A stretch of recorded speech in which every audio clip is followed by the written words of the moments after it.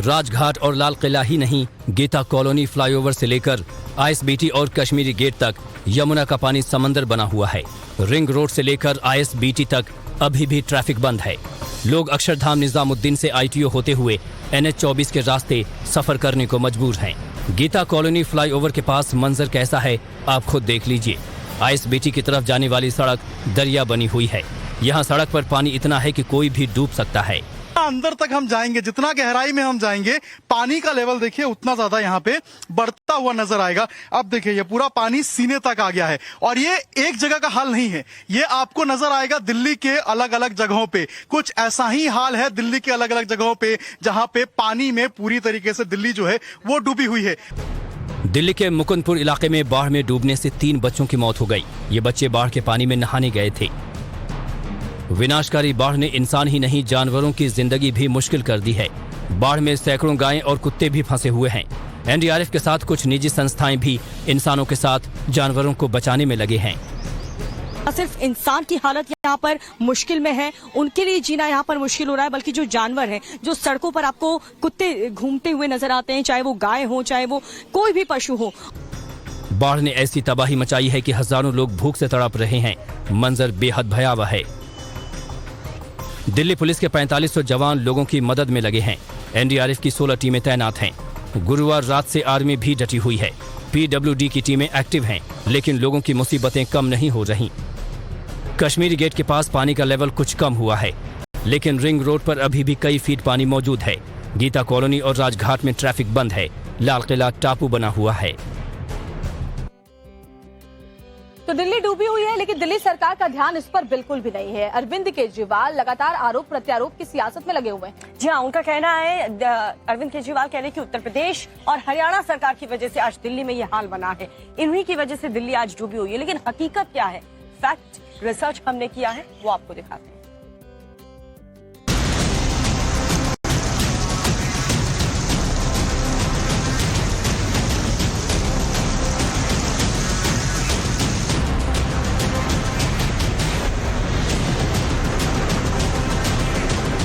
दिल्ली डूब रही है और केजरीवाल अपना फेवरेट गेम यानी ब्लेम गेम खेलने में जुटे हैं, जो गेम वो हर मामले में खेलते रहे हैं। दिल्ली में प्रदूषण फैले तो हरियाणा जिम्मेदार, कोरोना का संकट हो तो मोदी जिम्मेदार, दिल्ली में पानी का संकट हो तो हरियाणा जिम्मेदार, दिल्ली में बाढ़ आ जाए तो बीजेपी जिम्मेदार। दिल्ली में आई बाढ़ को केजरीवाल एंड टीम प्रायोजित बाढ़ बता रहे हैं। आरोप लगा रहे हैं कि दिल्ली को डुबोने के लिए जानबूझकर हथनीकुंड बैराज से इतना ज्यादा पानी छोड़ा गया कि लोग सीएम केजरीवाल को गालियां दें। हमें गाली दे रहे हैं, वो देते रहे। गाली देने में क्या रखा है। इस टाइम तो ये है, ये तो ऐसी क्राइसिस है जिसमें इंसान को इंसान की मदद करनी चाहिए। एक दूसरे को गालियां देने से कोई फायदा नहीं है। पर मैं देख रहा हूँ सुबह से वो कल से बीजेपी वाले मेरे को गाली दे रहे हैं। दे लेंगे गाली, अपने को क्या पता। केजरीवाल ही नहीं, उनकी टीम पूरी ताकत से लगी हुई है। दिल्ली को बाढ़ से बचाने के लिए ही नहीं, बल्कि खुद को बचाने के लिए। इस बाढ़ के पीछे की वजह है भारतीय जनता पार्टी और केंद्र सरकार की दिल्ली के प्रति दुर्भावना। इस बाढ़ के पीछे वजह है केंद्र सरकार की दिल्ली को बर्बाद करने की साजिश। इस बाढ़ के पीछे वजह है मोदी जी और भारतीय जनता पार्टी के मन में छिपी हुई नफरत, जो कई बार ऐसी घटनाओं में निकलकर बाहर आती है। आज दिल्ली के अंदर बगैर बारिश के ये बाढ़ जो है और जो खतरे के निशान से पानी ऊपर चला गया, ये बाढ़ प्रायोजित बाढ़ है। ये बाढ़, ये आपदा प्रायोजित की गई आपदा है। मैं ये पूरी जिम्मेदारी के साथ आपको बताना चाहता हूं। लेकिन दिल्ली में आई बाढ़ प्रायोजित बाढ़ है या फिर केजरीवाल के सपनों की दिल्ली की पोल खोलने वाली बाढ़ है, ये भी साफ हो गया। आपको बता दें कि हथनीकुंड बैराज दिल्ली से करीब 200 किलोमीटर की दूरी पर हरियाणा के यमुनानगर जिले में है। इस बैराज से छोड़े गए पानी को दिल्ली तक पहुंचने में करीब 72 घंटे यानी 3 दिन लगते हैं। इसी बैराज से दिल्ली को 60% पानी की सप्लाई होती है। 360 मीटर लंबाई इस बैराज में 18 गेट हैं, जो पानी के बढ़ते स्तर को देखकर खोले जाते हैं। मतलब कम पानी है तो कुछ गेट खोले जाते हैं, अगर बहुत पानी है तो सारे गेट खोल दिए जाते हैं। हथनीकुंड बैराज में पानी स्टोर करने की क्षमता 1 लाख क्यूसेक है।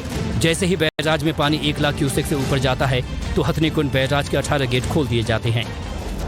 केजरीवाल और पूरी आप सरकार के लॉजिक के उलट हरियाणा इरिगेशन डिपार्टमेंट के अधिकारियों की माने तो रिकॉर्ड बारिश की वजह से हथनी कुंड बैराज का जलस्तर बढ़ा। हथनी कुंड बैराज के गेट ऑटोमेटिक सिस्टम के तहत खुलते हैं। इस बार थ्रेश होल्ड को 1 लाख क्यूसेक पर रखा गया था। पूर्वी और पश्चिमी करनाल के गेट नियमों के तहत बंद हो गए, जिसके बाद सारा पानी यमुना में खुद ब खुद आ गया। केजरीवाल सरकार हरियाणा यूपी पर दिल्ली में पानी डाइवर्ट करने का आरोप लगा रही है। दिल्ली सरकार का कहना है कि बैराज से हरियाणा की जो नहरें गुजर रही हैं वो सूखी हैं, लेकिन हकीकत ये है कि हरियाणा के 11 जिलों में होता हुआ बैराज का पानी दिल्ली पहुंचता है और ये सभी 11 जिले भी बाढ़ से प्रभावित हैं। यूपी के सहारनपुर, संभल समेत वो सारे जिले बाढ़ से प्रभावित हैं जो हथनी कुंड बैराज के रूट पर हैं। लिहाजा केजरीवाल के दावे के सामने सवाल ये खड़े हो रहे हैं कि क्या दिल्ली में प्रायोजित बाढ़ लाने के लिए हरियाणा अपने भी 11 जिले डुबो देगा। और इस वक्त मेरे सहयोगी मोहित ओम हमारे साथ जुड़ चुके हैं। मोहित, अरविंद केजरीवाल या फिर आम आदमी पार्टी सरकार से कोई सीखे कि अपनी जिम्मेदारी से पीछे कैसे हटा जाता है। आज दिल्ली वालों की जो नौबत है, जो हालत है, अगर पहले से तैयारी होती तो ये हाल ना होता, लेकिन यहाँ पर ब्लेम गेम शुरू हो चुका है, आरोप प्रत्यारोप किए जा रहे हैं।